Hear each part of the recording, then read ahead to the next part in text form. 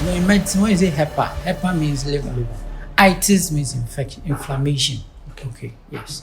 So hepatitis is inflammation of the liver. Then we have the chronic one, where the liver function is totally deranged. We have hepatitis C, we have hepatitis D, we have hepatitis E. And most of the time, the B, C, D touches food. So it comes with diarrhea and these waterborne conditions. So fecal oral, that's... If your kidney function test is severely deranged, sometimes you can't do anything about it. You just do symptomatic management. So today we are going to talk about hepatitis B. And as usual, we are here with lovely Mr. Dr. Kwesi. Voice, yes. Yeah. So, Doc, good morning again. Good morning. Yeah, so last time we talked about the liver. Yeah. So we said the liver has functions like bowel production and then clotting and all that. Detoxification and all that. And then we spoke about some other diseases like jaundice, hepatitis B, cirrhosis and all that. Yeah. So today we are going to talk about a disease that is affecting the society a lot. And we are going to talk about hepatitis B. Okay. So let's talk about hepatitis B. Okay. What is hepatitis B? Okay, so generally, I think we'll talk about hepatitis itself. When we say hepatitis, you know, in medicine, when you say hepa means liver. Itis means inflammation. Okay, yes. So hepatitis is inflammation of the liver. And we have the acute and chronic. The acute is when somebody had damage to the liver, but it was less than 6 months, with deranged liver function test. So like I said, you know, when you do the liver function, you see that some of the figures are high, some of them are, yes. So the person gets that high or that bad liver function test. And then the symptoms or the conditions usually happens within 6 months. Let's say 6 months or less. Then we have the chronic one, where the liver function is totally deranged, but the disease has been longer, like it has exceeded the 6 months to weeks, months, years, and whatever. Yes, that is how the hepatitis is. So we have hepatitis A, we have hepatitis B, we have hepatitis C, we have hepatitis D, we have hepatitis E. And most of the time, the B, C, D, the mode of transmissions are usually the same. Okay, B, C, D. Yes. And A and E are usually, the mode of transmission is also the same. Okay. We call it fecal oral. So what's the fecal oral? It means that somebody goes to the washroom, they didn't wash their hands well, touches food. So it comes with diarrhea and these waterborne conditions. So fecal oral, that's generally from the mouth to the anus. Okay. Yes. Fecal oral. Yes. All right. So let me recap what you just said so that if anyone that didn't understand. So you said for the liver there are two stages, right? Yeah. You said the first 6 months. The acute is first 6 months. Yes. You have the disease, but in the first 6 months, then you are actually classified as acute. Now beyond 6 months, you are a chronic patient. Yeah. And that is not rescuable. It is when immediate measures are taken in place. And then sometimes to depend on your kidney function test. If your kidney function test is severely deranged, sometimes you can't do anything about it. You just do symptomatic management, and the patient just passes out. But if the kidney function is not totally deranged, there are some medications that can be given that will make your kidney function get better. Yes. So if, like we are saying, if it's totally deranged, and then probably the transplant is done and then it doesn't improve your condition, totally restored. So totally deranged is something a condition worse. A condition like the alcohol disease. Of course. Okay, and then the inflammation of the liver. Yes. Those cases, they contribute to the chronic, where it's totally deranged. And then sometimes when you have the chronic one, when the liver function becomes deranged, there are conditions like a cancer. It can lead into a cancer. Cancer of the liver? Yeah, we call it hepatocellular CA. Okay. Hepatocellular carcinoma. So it means that the liver has become cancerous. Yes. And the cancer also goes into stages. So when it gets to the latent stage, it means that then nothing can be done to the liver. The functions are poor, the liver function test figures are deranged and whatever.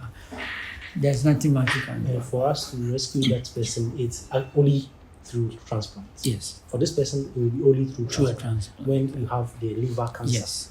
Yes. Wow. All right. So you said the HEPA means disease of the liver. When you say HEPA, it's liver. Yeah. And then Itis the itis is inflammation. Yeah. And you have hepatitis A, B, C, D, and E. Yeah. B, C, D mode of transmission is the same. A and E have also the same. The oral fecal. Yes. Okay. So why is hepatitis B so popular? Okay, so hepatitis B is also one of the viral. It's caused by hepatitis B virus, just like the HIV virus that we spoke about the last time. Yes, and the mode of transmission, the ways by which people get it, that is what makes it more popular. How? One of the ways people can get hepatitis B is it's just like the HIV. When like drug addicts who share needles, injecting themselves. So let's say I use it, I transfer it to another person who also uses it. Yes, there's a probability you can get it. And then sometimes too, if a woman is pregnant and she doesn't go through the screening, like the antenatal screenings for them to detect it earlier, she can also transfer it to the baby. The placenta is linked to the mother. Yes, so the virus can pass through the placenta and get to the baby. Yes. So usually when they deliver, there's a particular injection that we give to the baby before they can breastfeed the babies. Yes. So through childbirth, some children can also get hepatitis. And then some can also get it from blood transfusion. Let's say somebody comes, wants to donate blood for another person. The person didn't go through the right screening process. The person might get the virus will already be in the blood. So once they fix it, straight away it goes into you. And then people also go to the barbering salons, like we said for the HIV. Yes, if you don't have your own machine and you have cards, somebody who has it might also transfer it to you.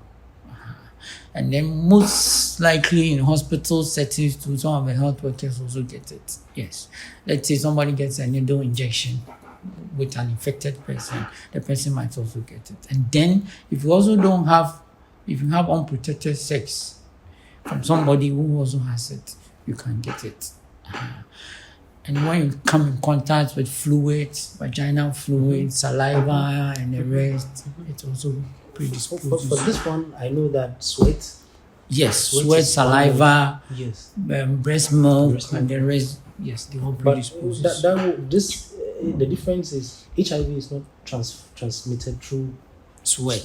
Yes, but there are other fluids. Yes, but for hepatitis, yes, I know that it's transmitted through sweat and all that. But so now this is the B. Yeah, this is the B. Now the C and the D. Yeah, the same. The mode of transmission is the same. So all those ones two are viruses. Yes, they are all viruses. So up to the E.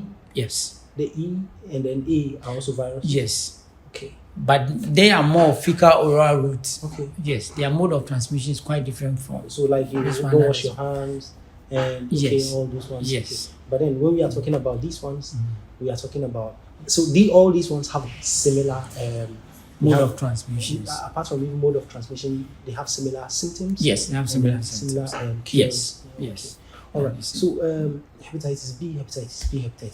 Yeah. I know very soon we'll be talking about hepatitis B awareness and all that. That is why we are even talking about this. But what do people have to know about hepatitis B? Okay. So before I think we mentioned the symptoms that most people present with liver conditions. Yes. So most people who have hepatitis also present similar symptoms. this right hypochondriac pain is there. Okay. Most of them have this itching. Most of them have this jaundice. And then they pass dark colored urine. And then your urine extended. Yes, but Abdomen. the abdomen doesn't become distended with hepatitis, unlike the cirrhosis of the liver. So, the hepatitis usually starts asymptomatic. Somebody might be having it. It's just like the HIV. Somebody might be having the virus in the blood, but he wouldn't be showing the symptoms. For how long? Usually. It depends. It depends. That's what we said. Acute is usually 6 months and below. Somebody might even get it and start showing symptoms in 2 weeks or a week, most likely, yes. Or even 6 months before the person will start showing the symptoms. But if it becomes chronic, that means that the symptoms has been there over a long period of time. Probably maybe treatment has been done, but there was treatment failure. Okay, or the person wasn't compliant on the medications, and yes, so it might progress more and it might be weakening the person more than the acute stage. Yes, so like we are saying, there's hypochondriac pain, right? Hypochondriac pain. There's itching, dark urine, yellowish eyes, yellowish skin, and then some of them also present with fever in the first 4 weeks. I think the first 1 week to the first 4 weeks, they present with fever. Body becomes hot. Yes. And then some of them have this dyspepsia and all those symptoms, nausea, vomiting, and all those symptoms. Yeah. So I think last 5 years, I had an encounter with someone who had hepatitis B. Okay. And I think it had become so chronic that it had traveled to his brain. Okay. Yes. Is it normal? Yes. So, I mentioned something like the complications. I mentioned something like hepatic carcinoma, hepatocellular carcinoma. So, usually when it comes chronic, it puts you into complications. Okay. Yes. So one of them is the brain one. We call it hepatic encephalopathy. With that, what happens is there's a chemical we call ammonia. Okay. The liver produces a little aspect of the ammonia. So this ammonia is supposed to be excreted from the body system. Okay. But it stays in the blood over a longer period of time. So it seeps through the blood, gets into the brain. And that is why it gives you this brain conditions. Yes. And it was very scary. Yeah, it was very. It was yes. Complete madness. Yes. Someone who was just last week he was right. He was in his right conditions. Now he's totally mad and he can see anything. He can spit on your face. But sometimes he knows what he's doing. Yes. That is serious. Yes. So that's the extensive stage I was talking about. The advanced stage. Yes. So with this one, how long has the disease stayed in that person?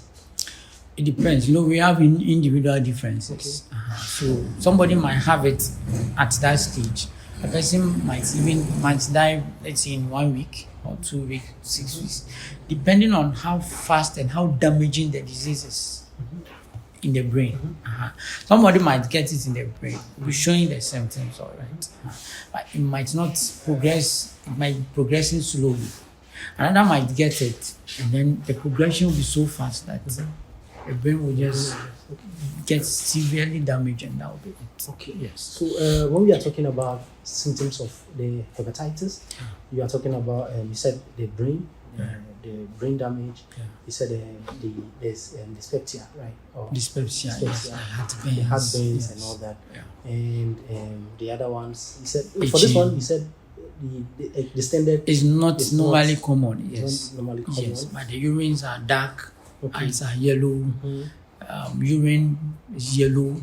Most likely the stools, toilets are also yellow. And you said the person gets fever. Yes, the person gets fever. Okay. Wow. So, is there any way we can prevent hepatitis? Okay. So, in as much as I mentioned the mode of transmission, yes, it's just like the HIV. So, usually you have to wear condoms.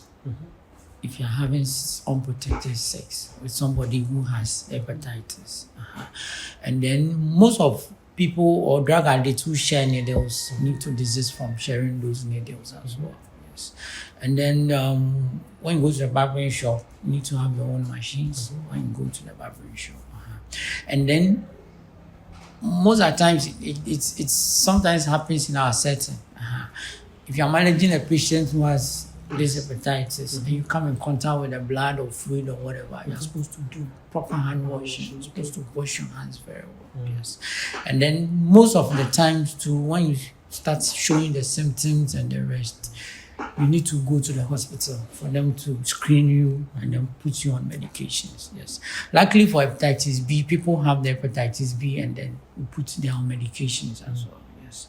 Some of them, even though they might pass away, it takes them longer time for them to live before they pass away. No, when I was in school, I think we were being injected for hepatitis B. Yes. So there's prevention. There's an antidote to that. Yes. Okay, but if you're not injected, so it means all those of us who have been injected, we are cured from, or we are blocked from getting the hepatitis. Yes.